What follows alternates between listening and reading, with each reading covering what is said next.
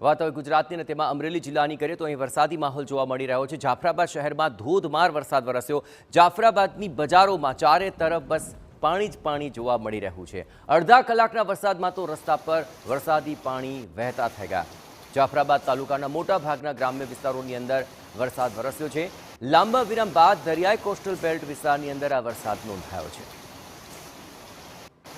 રસ્તા પર જાણે કે નદી વહી રહી હોય તેવા આ દ્રશ્યો સામે આવ્યા છે અને અડધા કલાકમાં તો અહીં પાણી થઈ ગયું। અમરેલી જિલ્લામાં સાર્વત્રિક વરસાદ છે, પણ ખાસ કરીને જાફરાબાદ અને તેની આસપાસના વિસ્તારોમાં અને કોસ્ટલ એરિયાની અંદર સૌથી વધુ વરસાદ નોંધાયો છે, જેને કારણે રસ્તાઓ પર જાણે નદી વહેતી હોય તેવા દ્રશ્યો સામે આવ્યા છે।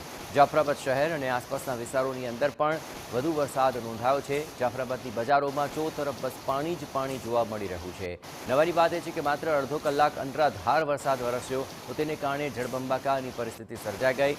મુખ્ય બજારોની અંદરથી જાણે નદી વહેતી હોય તેવા આ દ્રશ્યો સામે આવી રહ્યા છે। રસ્તા પર નદી વહી રહી છે અને તેવી મેઘાની તોફાની બેટિંગ માત્ર અડધા કલાકમાં સર્જાય અને તેને કારણે મોટાભાગના વિસ્તારોની અંદર જળબંબાકારની પરિસ્થિતિ છે। ખાસ કરીને આ કોસ્ટલ એરિયાની અંદર વધારે વરસાદ નોંધાયો છે। આ ઉપરાંત ગ્રામીણ વિસ્તારોની અંદર સાર્વત્રિક વરસાદના અહેવાલ મળી રહ્યા છે। ધીમી ધારે ગ્રામ્ય વિસ્તારોની અંદર પણ સતત વરસાદ વરસી રહ્યો છે। પણ જાફરાબાદ આ ઉપરાંત દરિયાઈ કોસ્ટલ એરિયા આ તમામ વિસ્તારોમાં ભારે વરસાદ વરસ્યો। અડધો કલાક એવો અનરાધાર વરસાદ વરસ્યો કે જળબંબાકારની પરિસ્થિતિ સર્જાઈ ગઈ અને રસ્તાઓ ઉપર પણ જાણે નદી વહેતી હોય તેવા આ દ્રશ્યો સામે આવી રહ્યા છે। વધુ વિગતે વાત કરી રહ્યા છે, જોડાઈ રહ્યા છે ટીવી 9 સંવાદદાતા જયદેવ કાઠી। જયદેવ, કયા એવા વિસ્તારો છે કે જ્યાં જળબંબાકારની પરિસ્થિતિ છે? જયદેવ, બિલકુલ જે રીતે 3 થી 4 દિવસથી લાંબા વિરામ બાદ આજે દરિયાઈ કોસ્ટલ બેલ્ટ વિસ્તાર છે જ્યાં જાફરાબાદ શહેર છે ત્યાં ધોધમાર વરસાદ છે તે પડ્યો છે, જેના કારણે જાફરાબાદ શહેરની જે મુખ્ય બજારો છે ત્યાં જળબંબાકારની સ્થિતિ છે તે જોવા મળી છે।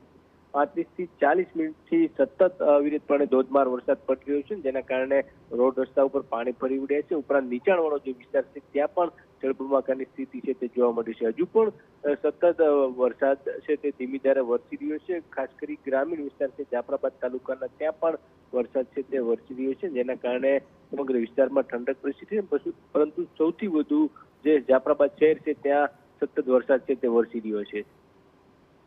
બિલકુલ જયદેવ, તમામ ગતિવિધિઓ પર આપ નજર રાખતા રહેજો। તો જયદેવ જણાવી રહ્યા તે પ્રમાણે અહીં અનરાધાર જે વરસાદ તૂટી પડ્યો તેને કારણે આ જળબંબાકારની પરિસ્થિતિ સર્જાઈ। જિલ્લામાં મોટાભાગના ગ્રામીણ વિસ્તારોની અંદર પણ વરસાદ છે।